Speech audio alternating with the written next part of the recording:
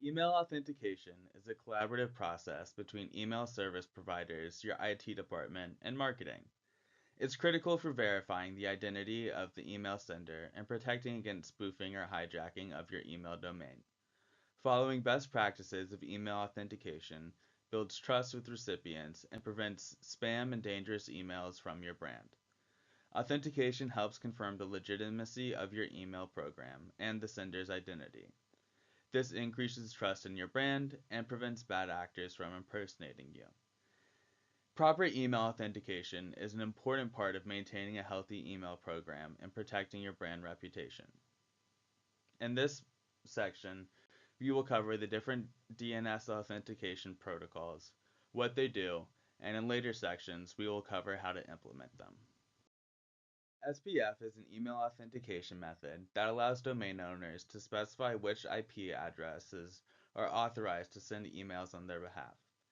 This helps email servers identify and reject messages that claim to be from your domain but are actually from unauthorized sources. The SPF record lists the IP addresses that are permitted to send emails for your domain.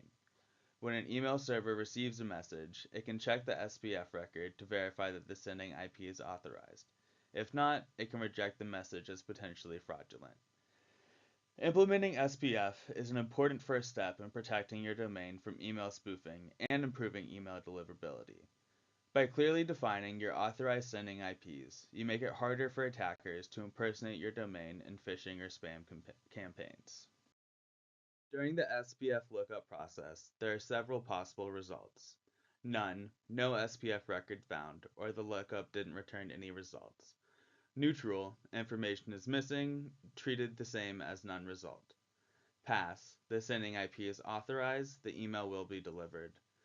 Fail, the sending IP is not authorized and the email will not be delivered. Soft fail, the sending IP may or may not be authorized, the email will typically be sent to the spam folder. It's crucial to understand these different responses in setting up your SPF record. The pros of SPF include that it's a simple way to set up email authentication, requiring a DNS text record listing authorized senders. It's easy to maintain if you have control over your DNS, but can get complex if you have multiple domains. The downside is that SPF only covers the SMTP conversation, not the email content itself. And it breaks down when emails are forwarded between providers or recipients. So while SPF is a good first step, it's not enough on its own to fully secure and authenticate your email program. Domain Key Identified Mail, or DKIM, helps organizations take responsibility for the emails they send in a way that can be verified by email providers. The process involves adding a unique DKIM signature header to the email as it's sent, which contains the signature and information used to generate it. When the email is received, the recipient's email server uses the public key from the sender's DNS text record to validate the signature and confirm the message hasn't been altered in transit. This authentication process returns a result that the recipient can use to determine if the email is legitimate. There are three possible DKIM verification results. The first is none. No DKIM record is set up for the domain, so there's no signature to verify. Pass. The DKIM signature was successfully verified, indicating the message was not modified in transit. Fail. There is a DKIM signature, but the verification failed. This could mean the message was altered or there is a configuration issue with the sender's DKIM setup. Understanding these DKIM response types is important for interpreting email authentication results and identifying potential delivery issues. The main pros of DKIM are that it can help reduce spam filtering and throttling when sending to large lists, and the signature often remains even when the email is forwarded. However, DKIM has some limitations. It doesn't tell recipients to take any specific action, it doesn't prevent domain or brand spoofing, and it's not visible to the end user.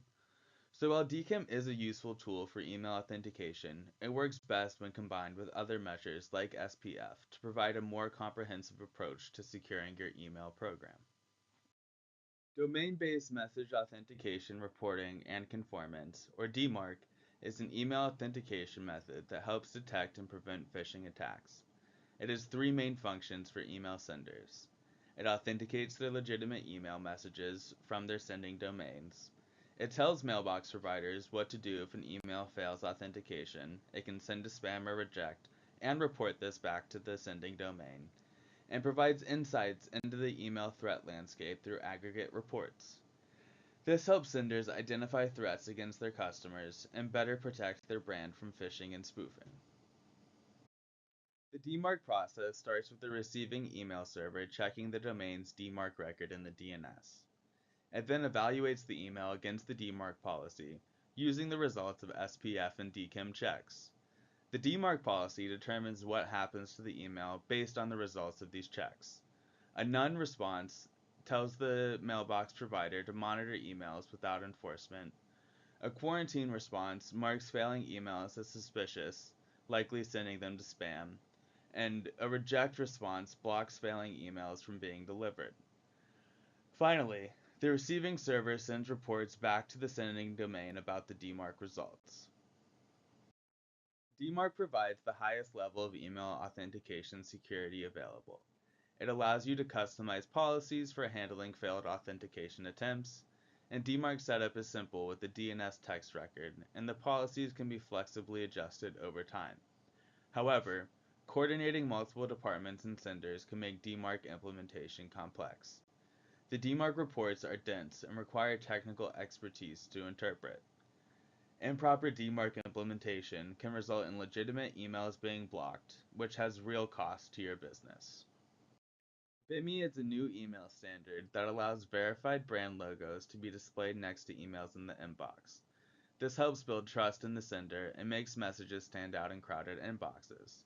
To use BIMI, senders must first have strong email authentication protocols in place, including a strict DMARC policy and properly configured SPF and DKIM records. Major email providers like Google and Yahoo now support BIMI, driving wider adoption of these important authentication measures. BIMI is a powerful tool to increase brand recognition and trustworthiness, but it requires getting the underlying email security foundations right first. BIMI improves brand presence in a crowded inbox by displaying your logo, which inspires trust with recipients and promotes securing the overall email process by requiring the other email authentications to be in place. However, proper setup of SPF, DKIM, and DMARC takes time, and companies must get their brand logo certified and improved before implementing BIMI.